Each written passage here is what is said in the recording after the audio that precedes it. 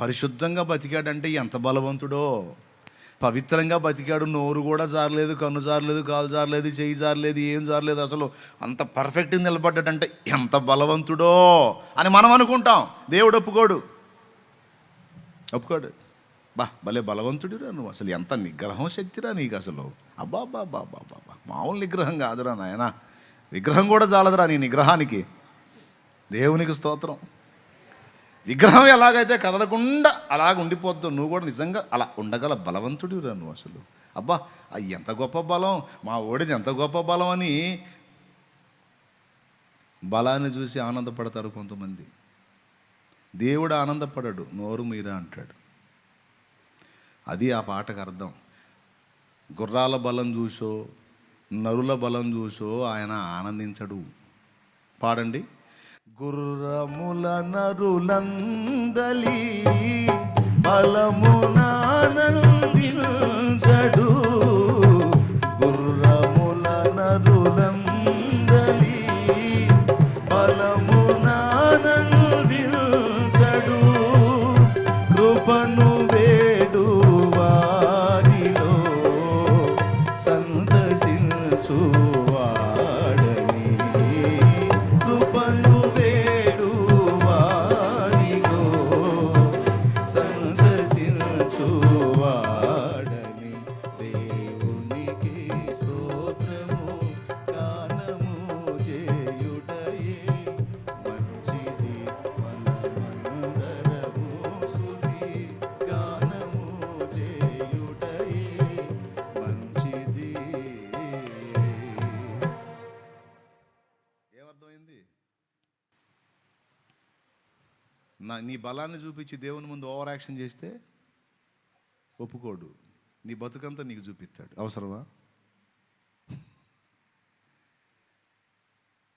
దేవుని దగ్గరికి వచ్చేటప్పుడు ఏ మాటతో రావాలి? ఎప్పుడైనా సరే నువ్వు ఎంత నీతిగా బతికినా దేవుని ముందుకు పోయినప్పుడు మనందరికీ దిక్కేది. రేపు లోకంలో ఉన్న వాళ్ళు చాలామంది నరకానికి పోయే కారణం ఏంటో తెలుసా? వాళ్ళ నీతి మీద వాళ్ళకున్న ఓవర్ కాన్ఫిడెన్స్. చాలామంది మీలో పరలోకం పోయే కారణం ఏంటో తెలుసా? మీ సొంత నీతిని, స్వనీతిని పక్కన పెట్టి దేవుని నీతిని ఆశ్రయించారు. చూడు, కృపను ఆశ్రయించారు, దాన్ని బట్టి పోతారు. ఆ కృపే పిలుస్తుంది, రండ్రా రండ్రా నా రెక్కల కిందికి రండ్రా, బతికిపోతారు రండ్రా అని పిలుస్తుంటే మాకు వద్దులే అయ్యేసి పో నువ్వు. అక్కడికి పోయే వాళ్ళంతా పాపాత్ములే, పాపులు దేవుడు అంట ఆయన, పాపులకి దేవుడు. మేమంత పాపులం కాదు లేపు. కొంతమంది ఎచ్చులు పడుతుంటారు కదా, నీతో అని ఉంటారు కదా, పాపులు దేవుళ్ళే అని పో. మేము పాపులం కాదు, మేమంత దరిద్రపు గట్టు బతకట్లేదు లేపో, మీలాంటి వాళ్ళకి కావాలి లేపో అన్నోళ్ళు ఉన్నారు. నేను విన్నాను కూడా. పాపుల దేవుడు, పాపులే పోతారు అక్కడికి. మేమంత నీచులం కాదు, అంత పాపులం కాదు, మేము పరిశుద్ధులం, మేము స్తంభములను నిలుపువారము. అర్థమైందా?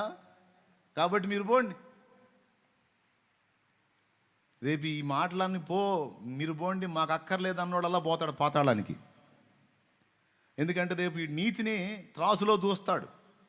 ధర పెద్ద మనిషి ధర కృపిస్తారా, ఉచితంగా పోరా, టికెట్ ఇస్తారా, ఉచితంగా పోరా అంటే నగరాలు చేసావు, ఏదా తక్కడెక్కి అంటాడు. ఎక్కురా చెప్పు, నువ్వు నీతి పనులు చేశానన్నాగా నీ నీతులన్నీ చెప్పురాడా చెప్పు. వాడి నీతిని తక్కెట్లో పెట్టి చూస్తే వాడి నీతి కంటే పాపాలు ఎక్కువ ఉంటాయి. వాడి నీతి, వాడి పాపాలు మొత్తం తక్కెట్లో పెడితే పాపాలు ఏడా అడుగును ఉంటాయి, వాడి నీతి ఏడో తేలిపోయింది. ఏదిరా నీతిమంతుడా, ఊరి తెగ ఎచ్చులు పడ్డావు కదరా, పాయప్పా ఇకపా. ఏం దేవా, ఏమన్నా ఆఫర్ లేదా, ఏమన్నా అవకాశాలు లేవా? అయిపోయిందిరా ఆఫర్ అంతా అక్కడే అయిపోయింది. భూమి మీదనే అయిపోయిందిరా, నీకు ఇచ్చిన ఆఫర్ సమయం అంతా అయిపోయిందిరా. ఇంకెక్కడేం లేదు, ఏమన్నా కొంచెం ఏదన్నా కొద్దిగా ఏదన్నా కొద్దిగా లేదు, అరా లేదు, అయిపోయింది పా, తీసుకెళ్ళండి పాతాళం లేదు. నీ పాపమే నిన్ను తీసుకెళ్తుంది, పోరా పో అంట. ఆ పాపం నా మీద మోపురా, నేను సిలువలో ఎత్తుకున్నాను, రారా జస్ట్ ఒక మాట విశ్వసించురా, నమ్మి రక్షణ పొందుకోరా, బతికిపోరా అని పిలిస్తే వరి ఎన్ని ఎటకారాలు చేసావురా, ఏదో అక్కడే ఉండి ఉట్టిగట్టి ఊరేగేటట్టు. ఆ మిడిమిడి ఆ వయసు పొంగులు చూసి అబ్బబ్బబ్బబ్బబ్బబ్బబ్బ ఏమి ఎచ్చులు పడ్డావురా, ఏమి ఎచ్చులు పడ్డావురా, పోయప్పో. మరి మేమెట్టా పోతామన్నాను అడగండి. మీరేమనుకుని పోతారు ఆయన దగ్గర పోయినప్పుడు? నా నీతి, నేను మంచోణ్ణి, నేను మంచిదాన్ని, నేను పరిశుద్ధుణ్ణి, నేను పరిశుద్ధురాల్ని, నేను ఇంత అనుకుంటా పోవు. నువ్వు ఏమనుకుంటా పోతావు తెలుసా? నీ కృప బాహుళ్యమే, నీ కృప బాహుళ్యమే, నీ ప్రేమ పరవశమే, నీ ప్రేమ పరవశమే, నా యేసయ్యా నీతో నా జీవితం, నా యేసయ్యా నీతో నా జీవితం, నిత్యము సంతోషమే, నిత్యము ఆనందమే, నిత్యము సంతోషమే, నిత్యము ఆనందమే, నీ కృప బాహుళ్యమే, నీ కృప బాహుళ్యమే. మీరేమనుకుంటా పోతారు? నా నీతి, నా పరిశుద్ధత, నా భక్తి, నా యథార్థత, నా మంచితనం అనుకుంటా పోతారా? మరి మీరేమనుకుంటా పోతారు? నీ కృపయే మాకు దిక్కయ్యా. ఎందుకమ్మా నువ్వు మంచిదానివే, నువ్వు పవిత్రంగా బతికావు, నీతిమంతురాలే, ఊరుకో ప్రభువా. లేదు నువ్వు నీతి గలదానివి కదా, నువ్వు మంచిదాన్ని కదా, ఊరుకో ప్రభువా. ఎందుకు అట్లా అంటున్నావు? మరి లేకపోతే ఏంటి తండ్రి? యెషయా భక్తుడు ఏం చెప్పాడు? మా నీతి క్రియలన్నీ మురికి గుడ్డల వంటి వాయను అని చెప్పలేదా? మా నీతి ఎక్కడ చెల్లుబడైద్దయ్యా నీ దగ్గర? నీ కృప. చెప్పు, ఏం చెబుతావు? అంతే, అది కృప విలువ. అందుకు కృపను వేడుకోమనేది.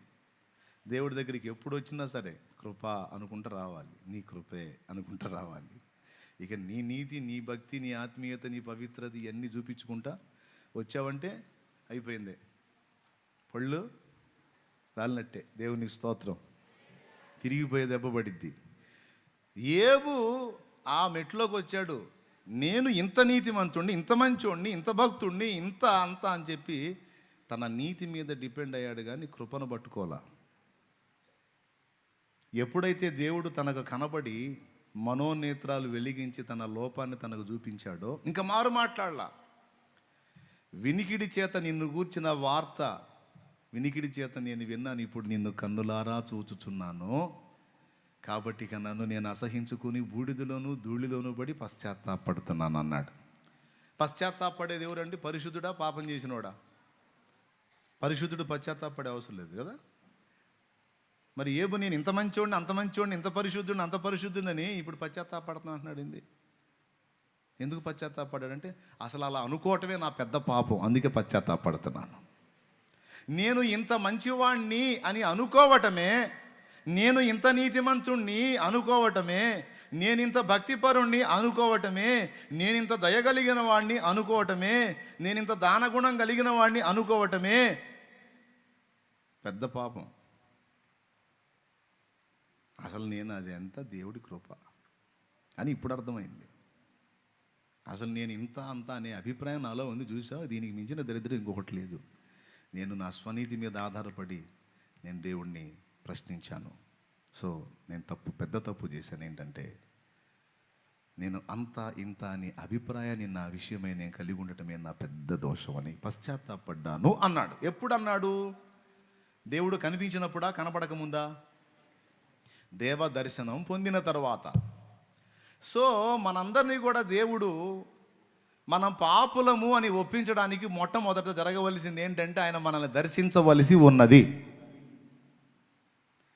మన మనోనేత్రాలను వెలిగించాల్సి ఉంది, లేకపోతే మనం కనపడం. ఒకప్పుడు లోకంలో ఉన్నప్పుడు మనం కూడా తెగ మాట్లాడేమి మాటలు. ఎవరు? నేనా? ఒకళ్ళు కూడా అన్యాయం చేయాలి నేను. చూపించు, మరి నా వాళ్ళు ఎవరు అన్యాయం అయ్యారు? చూపించు. ఒక్కళ్ళు కూడా అన్యాయం చేయాలి. ఏదన్నా ఉంటే నా సొమ్ము పోగొట్టుకున్నా కానీ ఒకటి సొమ్ము నేను దోచుకోవాలని అబ్బా ఎట్లాంటి డైలాగ్ లేలే మనం లోకంలో ఉన్నప్పుడు. ఎప్పుడో ఎవడికో 100 రూపాయలు దానం చేసి 100 సార్లు చెప్పాం లేదా? చెప్పలేదా కదా? ఎప్పుడో ఎవరికో 100 రూపాయలు దానం చేసి 100 సార్లు చెప్పాను, దాన్ని 100 మందికి చెప్పాం. అట్లాంటి నీ లేవు మన లిస్టులో. అవన్నీ చూసుకొని మనల్ని మనం ఏం ఫీల్ అయ్యాం? మనలాంటి మంచి వాళ్ళు ఉన్నారు అసలుకి, మనలాంటి సుబుద్ధి కలిగిన వాళ్ళు ఉన్నారు అసలుకి అని తెగ ఫీల్ అయ్యాం. దేవుని ముందుకు వచ్చినప్పుడు దేవుడు తన దర్శనమును మనకు అనుగ్రహించి మనోనేత్రాలు వెలిగించినప్పుడు, బాగా వినండి, మన బతుకేందో మనకు అర్థమైద్ది. మన బ్రతుకు మనకు అర్థమగునట్లు, మనం పాపులమని మనకు తెలియనట్లు దేవుడు మొట్టమొదట మనల్ని దర్శించవలసి ఉన్నది.